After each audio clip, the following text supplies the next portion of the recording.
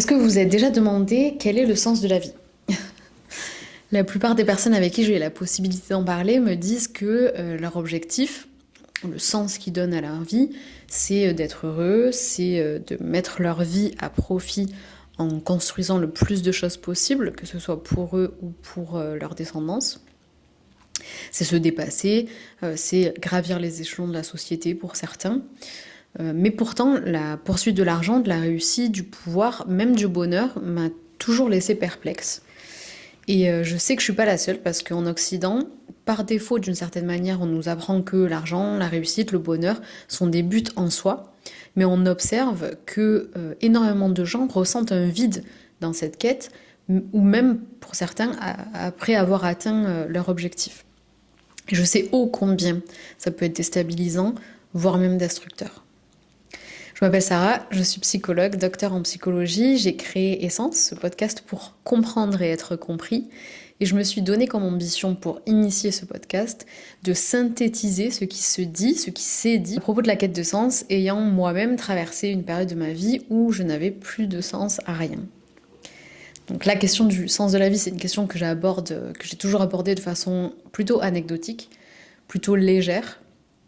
Depuis une quinzaine d'années à peu près, j'ai régulièrement demandé autour de moi, discuté en fait avec mon entourage, voilà, selon toi, quel est le sens de la vie, qu'est-ce qu'on fait sur Terre, pourquoi on est là. Et depuis une quinzaine d'années, donc, j'ai des questions avec plein de personnes différentes de mon entourage à ce sujet. Et pour autant, ça n'a jamais été une question qui m'obsédait. C'était vraiment une question qui me semblait importante, même élémentaire, mais comme un grand mystère collectif. Donc une question de curiosité finalement. Et puis il y a 5 ans, j'ai vécu une succession d'événements qui ont fait que la question du sens de la vie a pris une toute autre tournure. Il fallait à ce moment-là que je trouve une raison valable, une raison cohérente pour laquelle nous vivions.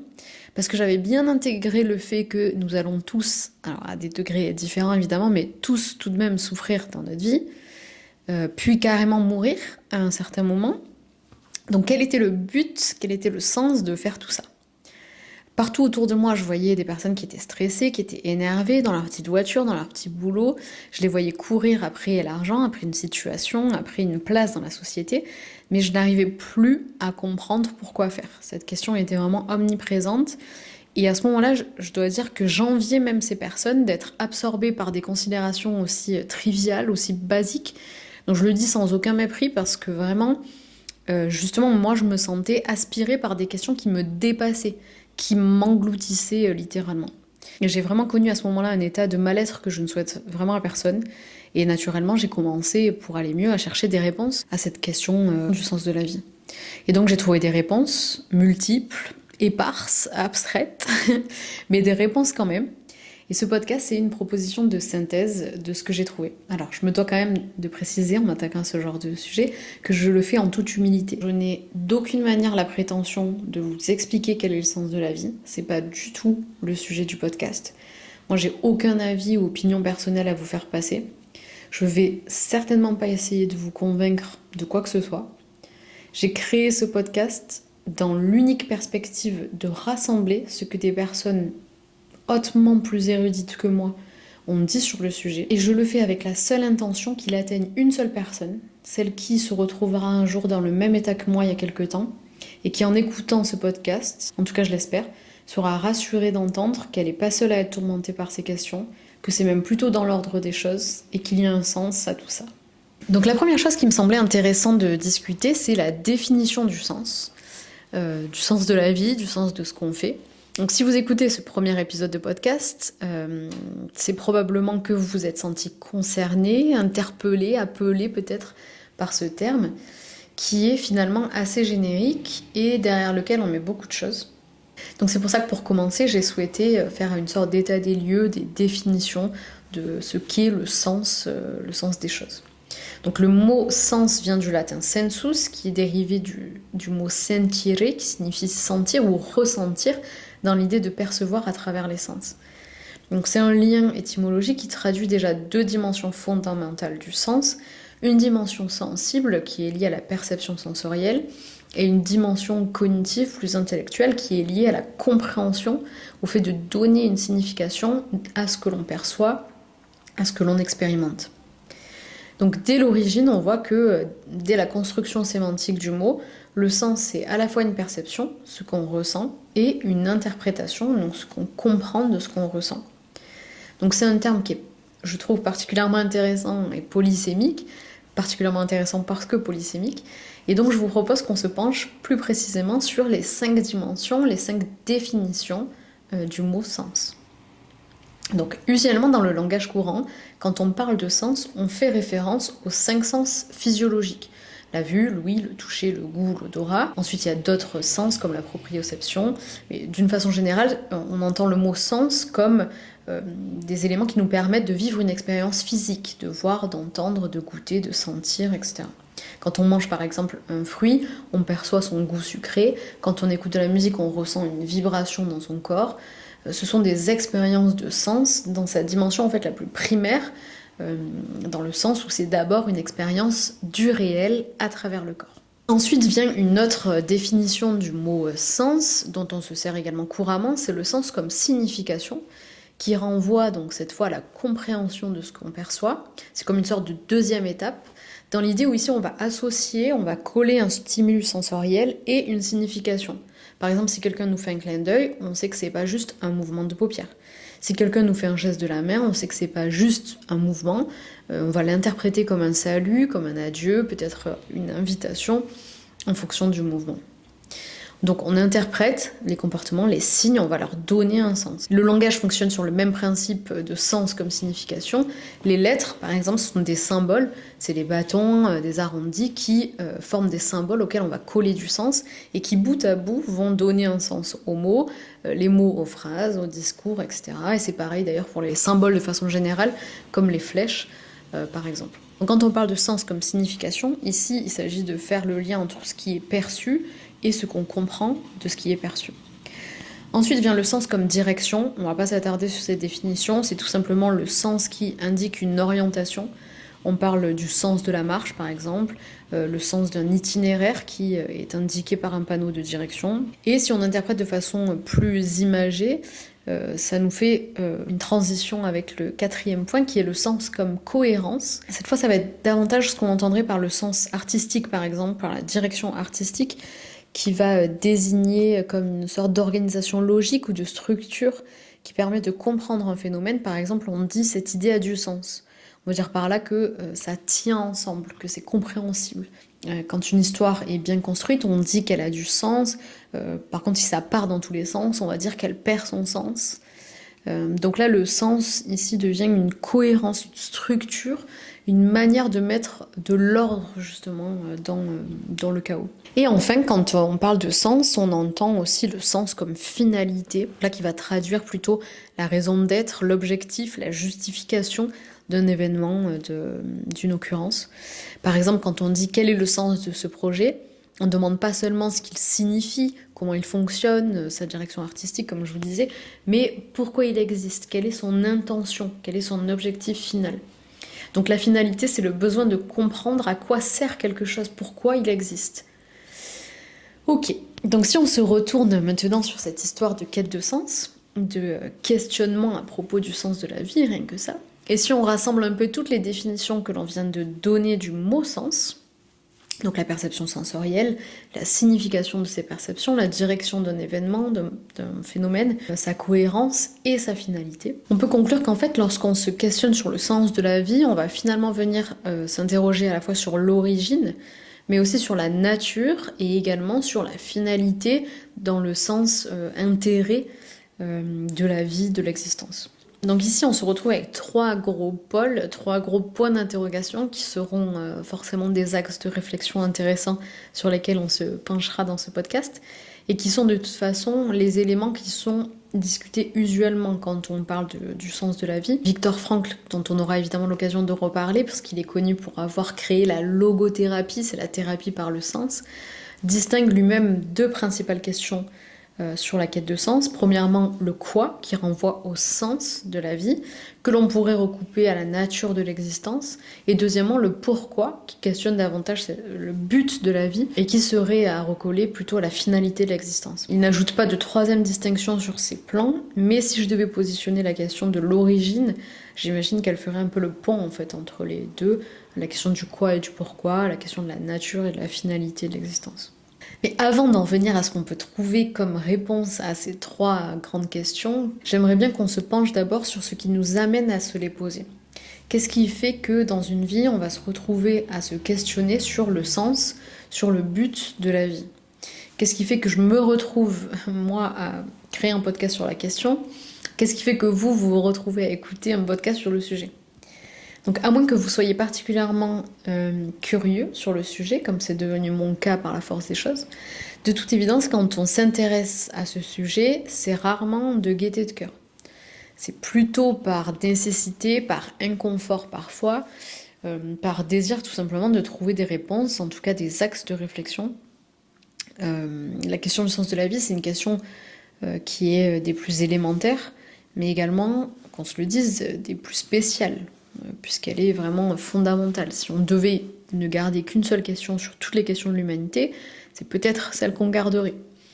Albert Camus, qui pourtant est considéré comme un auteur de l'absurde, dit « Le sens de la vie est la plus pressante des questions ». Schopenhauer dit également « Qui ne s'interroge pas est une bête, car le souci constitutif de toute vie humaine est celui de son sens ». Il dit ça dans Le Monde comme volonté et comme représentation.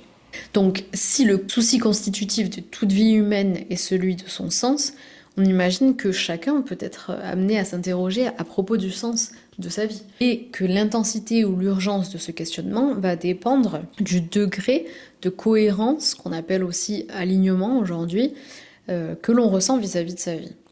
Ce que je veux dire par là, c'est qu'il n'y a naturellement pas une bonne réponse, ce que je vous disais en introduction, il n'y a pas une vérité face à cette question, il y a plusieurs vérités. Parfois elle est à l'échelle individuelle pour certaines philosophies par exemple, parfois elle est à l'échelle collective pour la plupart des religions, mais l'essentiel est que la réponse, qui est la nôtre, soit alignée à notre vie.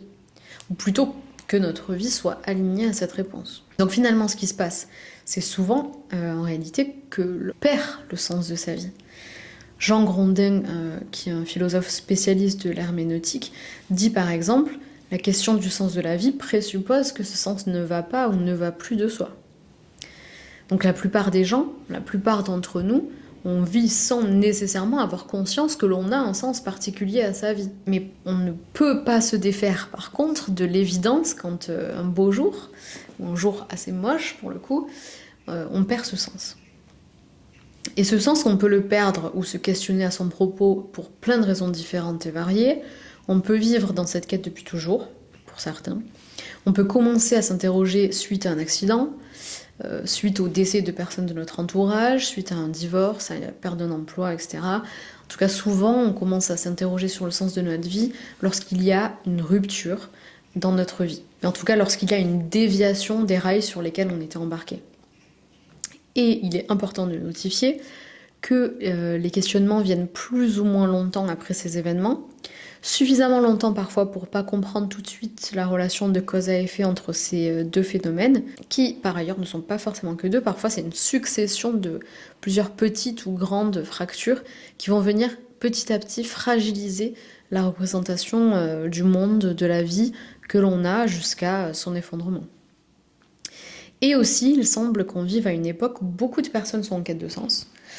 Alors c'est peut-être un biais de représentativité ou de confirmation dont je fais les frais puisque je m'intéresse de près à cette question, mais je pense tout de même qu'on est dans un moment de l'histoire où il se passe 3 événements majeurs et concomitants favorables à cette quête, favorables à l'émergence de cette quête. Premièrement, en Occident, on est presque entièrement sorti des dogmes religieux. Il y a eu la séparation progressive de l'Église et de l'État, et puis à partir de la génération de nos parents, pour nous millennials, on a observé un rejet de toute croyance qui fait que on n'a même pas eu une once d'éducation religieuse de laquelle nous échapper. Et c'est pas le même exercice de tourner le dos à une réponse, à une pensée, comme l'ont fait nos parents, que de n'avoir qu'une absence de réponse ou de pensée. Donc l'État est devenu laïque officiellement en 1905, même si l'éducation religieuse a continué d'être enseignée à l'école publique jusque dans les années 60 à peu près. Mais c'est vraiment à partir des années 90-2000, donc à l'époque où nous, millennials, on était à l'école, que l'école publique devient vraiment neutre sur le plan religieux, ce qui a renforcé le fait que, pour beaucoup d'entre nous en tout cas, hein, quand je dis nous, quand je parle de nos parents, je fais une généralité, évidemment c'est pas une règle unique, pour beaucoup d'entre nous en fait on n'a même jamais été amené à ne serait-ce qu'avoir une réflexion à propos du sens de la vie, que les religions, les éducations religieuses ont le bénéfice d'apporter, ne serait-ce qu'en termes de pistes de réflexion. Ensuite, deuxième phénomène, on vit dans une époque de choix. Donc on a la chance, devrais-je dire, de vivre dans une époque de choix, où on peut choisir ce qu'on fait de notre vie, ce à quoi on va allouer le plus clair de notre temps, de nos pensées. On choisit plus un métier parce qu'il y a besoin dans le village dans lequel on vit, ou parce qu'on hérite de nos parents, mais parce qu'on a envie de vivre de telle ou telle activité en fonction de ses passions, on a envie de gagner sa vie en faisant ce qui était à l'époque des loisirs. Donc la notion d'envie, de désir, d'intérêt personnel, elle est au premier plan et elle prime face à l'intérêt collectif qui avant était au premier plan. Et moi je le vois dans mes consultations, il y a beaucoup de personnes qui sont même déroutées à l'idée de ne pas savoir en fait ce qui est important pour eux. Et troisièmement, Internet, les technologies, les réseaux sociaux participent au fait qu'on perde le sens de faire les choses les plus élémentaires, parce qu'il devient difficile maintenant de faire quelque chose sans que personne ne le sache. Et petit à petit, on arrive à perdre l'intérêt ou l'envie de faire quelque chose sans que on reçoive des retours, des avis, l'approbation et la reconnaissance en la finalité de l'autre. On fait plus les choses simplement pour les vivre, on les fait pour les montrer, pour qu'elles soient vues, pour qu'elles soient validées. Et on va même adapter ces activités en fonction de l'image que l'on cherche à avoir dans les yeux de l'autre. Évidemment, ça nous éloigne du sens des choses pour ce qu'elles sont, lorsqu'elles sont dénuées de spectateurs. Vous me voyez venir, je pense, avec Guy Debord qui dit « Tout ce qui était directement vécu s'est éloigné dans une représentation ». Ça, c'est dans son livre « La société du spectacle » que je vous recommande chaleureusement. Et donc, il est plus compliqué de savoir pourquoi on fait les choses, pourquoi on vit même finalement, quelle est notre place sur Terre, toutes ces questions sous-jacentes à la question du sens de la vie. Parce que ce qui compte, c'est plus l'expérience elle-même, c'est plus de vivre en fait, mais c'est la manière dont cette expérience, cette vie sera représentée, sera perçue par les autres. Donc ces trois phénomènes, il en existe d'autres évidemment, mais ces trois phénomènes que j'ai observés, entremêlés, donnent pour résultat une crise de foi sans eux. C'est un terme que j'emprunte à Philippe Leferrand, qui dit à propos de perte de sens que c'est une crise de foi dans les valeurs sociales, car elle est le résultat d'un effort d'adaptation sans fin à une civilisation marquée par le divertissement, l'addiction ou la consommation sans limite, l'accélération du temps, la perte des limites et de finalité collective. Et je trouve que c'est une bonne façon de conclure cet épisode de ce qu'est le sens et une sorte d'introduction aux raisons pour lesquelles on peut perdre ce sens, parce que ça résume bien, je trouve, l'état d'errance en fait dans lequel on peut se retrouver lorsqu'on a passé sa vie à poursuivre des plaisirs, des intérêts qui finalement ne nous ont menés qu'à des pièces vides. Donc il y aurait évidemment plein de choses à dire, plein de choses à ajouter. Si je m'écoutais honnêtement, je ne m'arrêterais pas. Chaque fois que je lis un article ou un livre, j'ai envie d'ajouter quelque chose à ce premier épisode de podcast. Et je sais qu'une fois que j'aurai terminé de le tourner, terminé de le monter, j'aurai encore envie de l'enrichir. Mais c'est aussi ça l'exercice d'un podcast. Écrire sur le sens de la vie, c'est à la fois l'entreprise la plus humble, mais également la plus prétentieuse qui pouvait s'offrir à moi. Et c'est pour ça que je nous invite, vous et moi, à garder en tête ce qu'a dit mieux que moi le théologien Jürgen Moltmann à propos de cette question de sens. Il dit « Si l'être humain est en même temps le questionneur et le questionné, il est inévitable que toutes les réponses qu'il se donne ou qu'il se fait donner par d'autres soient insuffisantes et posent pour lui un nouveau point d'interrogation. » Et donc c'est selon moi cette superposition de points d'interrogation qui nous font nous rencontrer à nous-mêmes. On aura l'occasion d'ajouter plein d'éléments divers et variés, puisque dans les épisodes qui vont suivre, vous l'aurez compris, on va aborder cette question sous tous les angles, en tout cas que je serai en capacité d'aborder. Les religions, bien sûr, les philosophies, les sciences dures, la psychologie, évidemment, les arts, et puis d'autres choses, peut-être. Je vous retrouverai également avec des invités, lorsque ce sera pertinent, lorsque ce sera possible. Le but de cette chaîne, c'est de mettre ce qu'on peut trouver sur le sujet à disposition de ceux qui en ont besoin, Donc si vous avez vous-même des choses à ajouter, n'hésitez pas à les laisser en commentaire ici ou sur mon Instagram, que je n'aurais toujours pas créé au moment où vous écoutez cet épisode, mais cela ne saurait tarder. Je vous remercie d'avoir écouté l'épisode jusque-là et je vous dis à très bientôt.